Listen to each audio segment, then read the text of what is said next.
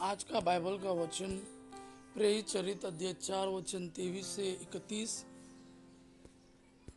दूसरा वचन आज का सुसमाचार सन यूहन्ना के अनुसार अध्याय 3 वचन 1 से 8। प्रेरित चरित अध्याय 4 वचन 23 से 31।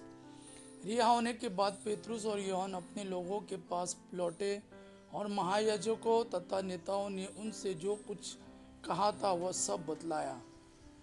वे उनकी बातें सुनकर एक स्वर से ईश्वर को संबोधित करते हुए बोले, प्रभु तूने स्वर्ग और पृथ्वी बनाई, समुद्र भी और जो कुछ उनमें है। तूने पवित्र आत्मा द्वारा हमारे पिता अपने सेवक दाऊद के मुख से यह कहा, राष्ट्रों में खलबली क्यों मची हुई, देश देश के लोग व्यर्थ की बातें क्यों करते हैं।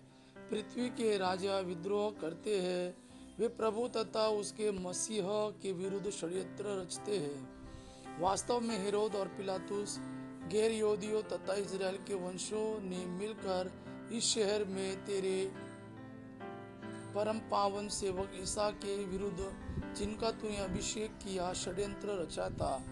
उन्होंने इस प्रकार सब पूरा किया जिसे तू शक्तिशाली विधाता ने पहले से निर्धारित किया था। प्रभु तू उनकी धमकियों पर ध्यान दे और अपने सेवकों को यह कृपा प्रदान कर कि वे निर्भीकता से तेरा वचन सुनाए। तो अपना हाथ बढ़ाकर अपने परम पावन सेवक ईसा के नाम पर स्वास्थ्य लाभ, चिन्ह तथा चमत्कार प्रकट होने दे। उनकी प्रार्थना समाप्त होने पर वह भवन जहाँ वे एकत्र थे हिल गया। सब पवित्र आत्मा से परिपूर्ण हो गए और निर्भीकता के साथ ईश्वर का वचन सुनाते रहे।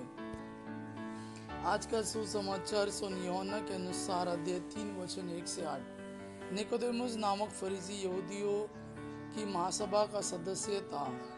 वह रात को ईसा के पास आया और बोला, रबी, हम जानते हैं कि आप ईश्वर की ओर से आए हुए गुरु हैं। आप जो चमत्कार दिखाते हैं उन्हें कोई तब तक नहीं दिखा सकता जब तक कि ईश्वर उसके साथ ना हो।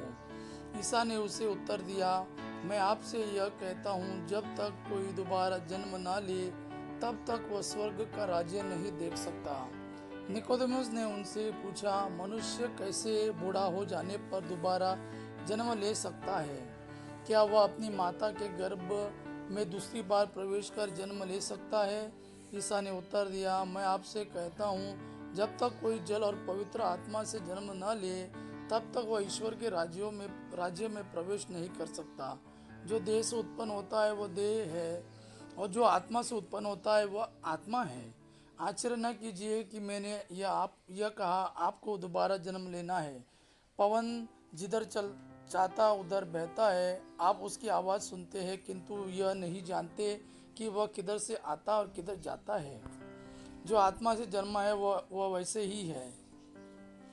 जो आत्मा से जन्मा है वह ऐसे ही है। यह प्रभु का वाणी है। प्रभु को धन्यवाद। आबा पिता की महिमा और पुत्र यीशु का प्रेम आप पर सदा सर्वदा बना रहे। आमीन।